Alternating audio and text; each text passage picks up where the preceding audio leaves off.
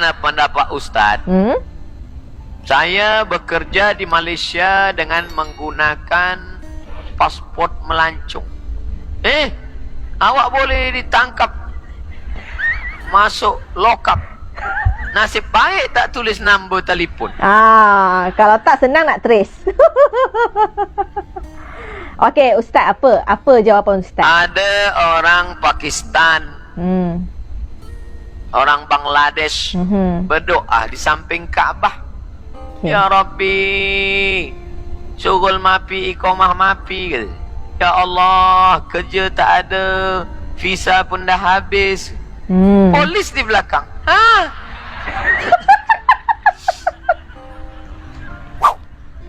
Itu maka doa yang kuat-kuat.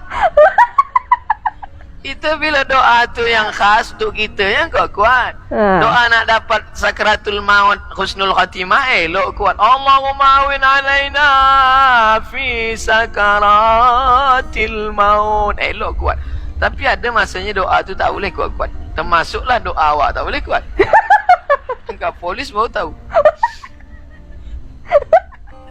Ya Allah, belum juga lagi dapat jodoh ya Allah. Awak belum kahwin ke? Kata dia.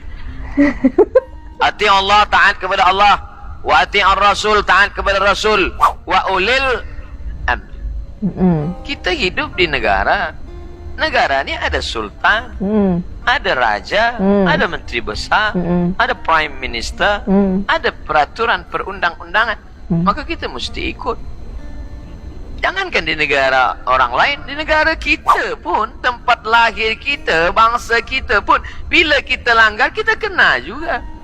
Saya, walaupun saya ustaz, saya bawa kereta, tak ada lesen, tak pakai helmet, datang polis. Awak dah langgar pasal ini, ayat ini, ayat ini. Macam mana ni? Ati Allah wa ati Rasul. Taraktu fikum amraini, ku tinggalkan dua perkara sahaja.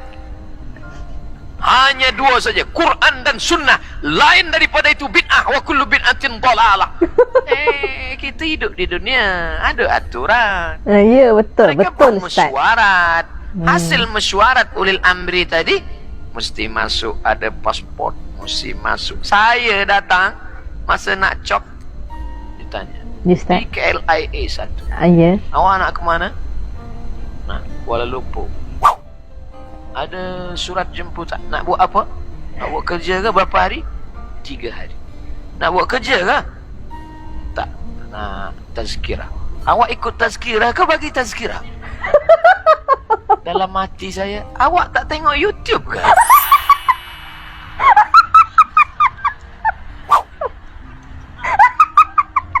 Perempuan Islam pakai hijab. Lama saya fikir, nampaknya dia selalu tengok Ustaz Azhar Idrus. Dia tak tengok saya. Tak tengok Ustaz. Mana surat jemputan? Saya tunjuk handphone, Ya. saya tunjukkan. Ni dia tengok. Oh, hari Ahad awak di TV Al-Hijrah. Ya. Awak bagi tazkirah ya. Awak masuk TV lah kan? Ini salah.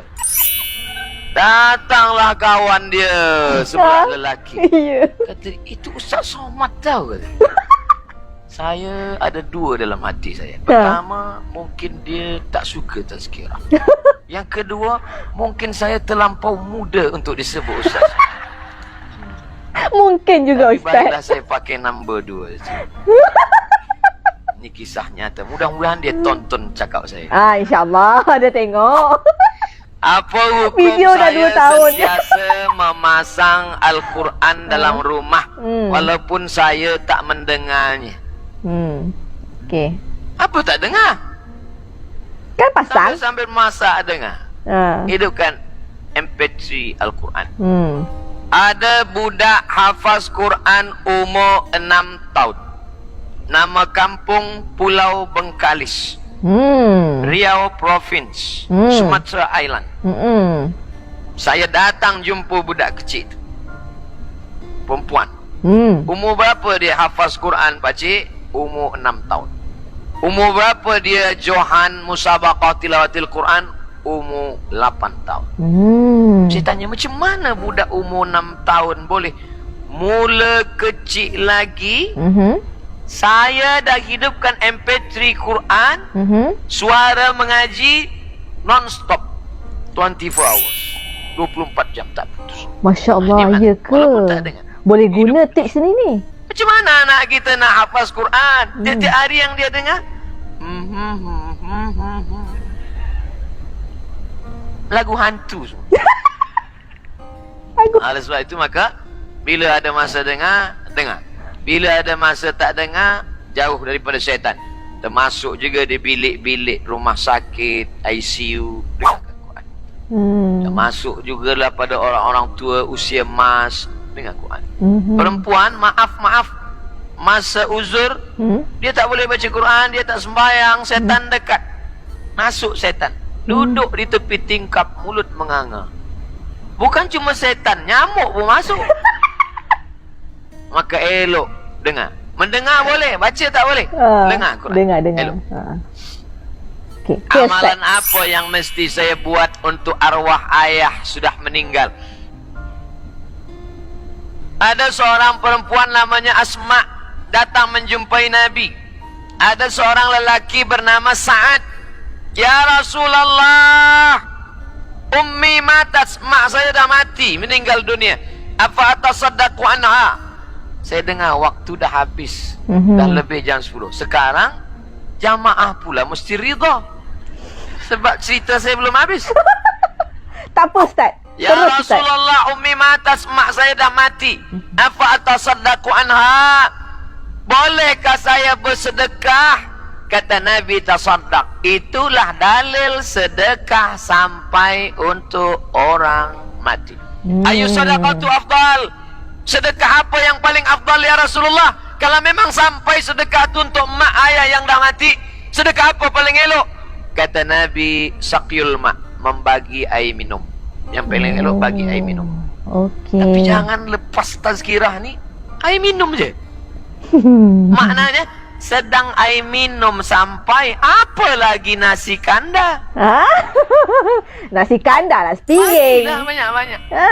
Sedekah pada rumah anak yatim, usia Bagi emas, susah, makanan. pakai miskin. Makanan, minuman. Menghadapi suami yang malas beribadah.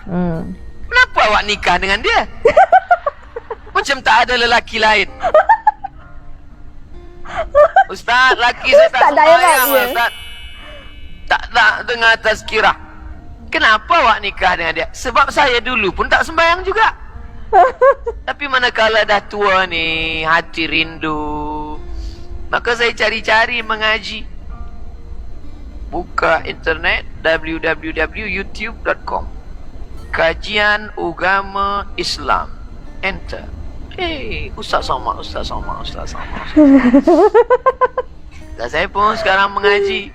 Nah, ini adalah tantangan. Ini adalah jihad. Jihad, Tapi jangan ujian. sebab saya kata jihad, puan balik dari sini panggil lelaki. Abang, sini kejap. Jihad. Bukan itu maksud saya.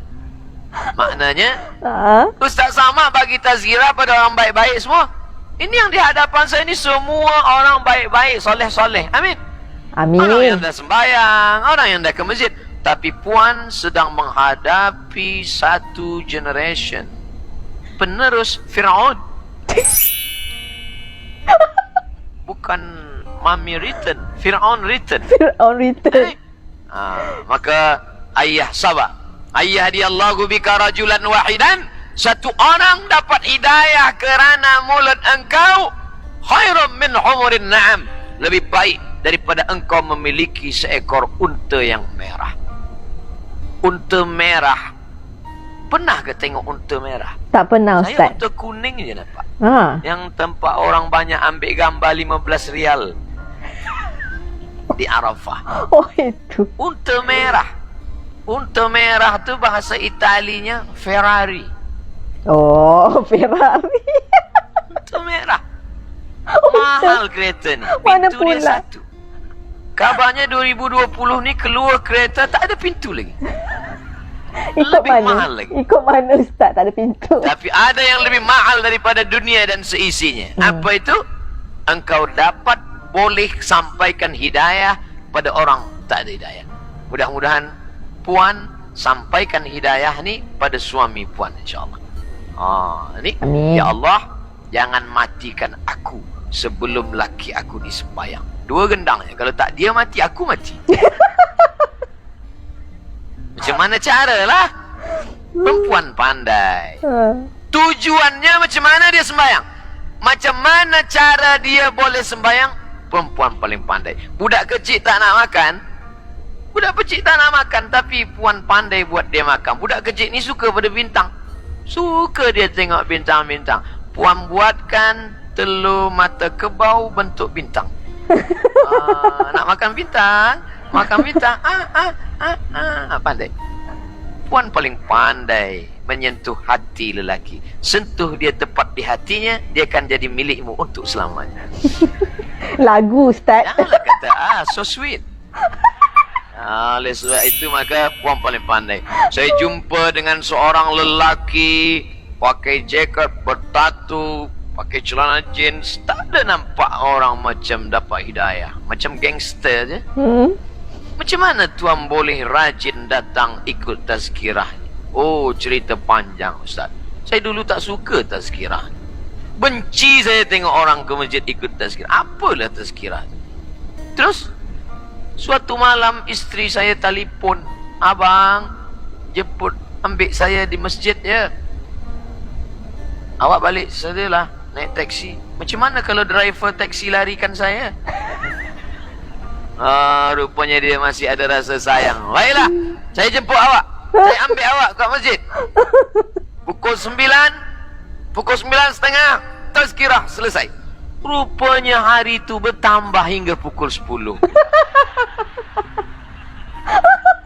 Pukul 10. Maka tegaklah saya di Laki depan gangster ni. pintu masjid.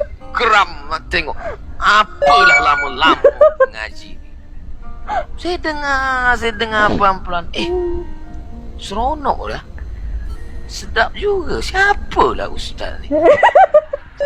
Oh, ternyata ustaz ni dari seberang. Dia dengar. Hari pertama saya dengar. Esok saya hantar dia. Esok saya duduk kerusi belakang. Esok saya duduk kerusi tengah.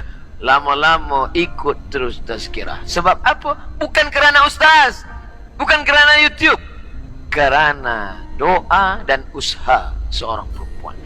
Tapi bukan puan bagi tazkirah. Jangan balik dari sini panggil abang sini kejap. Assalamualaikum. Hai penghuni neraka jahanam. Mana boleh. Makin jauh laki tu nanti. Doa malam-malam. Usalli sunnatal hajat raka'ataini lillahi ta'ala. Saya dengar awak sembahyang hajat ke tadi? Iya bang. Apa hajat awak? Adalah antara saya dengan Allah sahaja. Bolehkah awak tulis? Semua ada masanya. Nanti kau akan tahu. Di sujud terakhir tu, bila penduduk bumi tak nak lagi mendengar cakap engkau, maka berbisiklah kepada tanah. Maka makhluk di langit akan mengaminkan doa-doa. Berbisiklah ke tanah, maka makhluk 7 lapis langit malaikat akan mengaminkan doa. Bukan hadis Nabi, dapat saya di grup WhatsApp. Doa untuk anak-anak dapat hidayah, faham agama, lembut hati, jodoh. Banyaknya. Setengah orang sekarang ni lepas sembahyang tak nak berdoa lagi. Assalamualaikum warahmatullahi. Assalamualaikum warahmatullahi. Balik. Awak tak ada doa ke? Doa lama je belum makbul, takkan dah tambah banyak-banyak.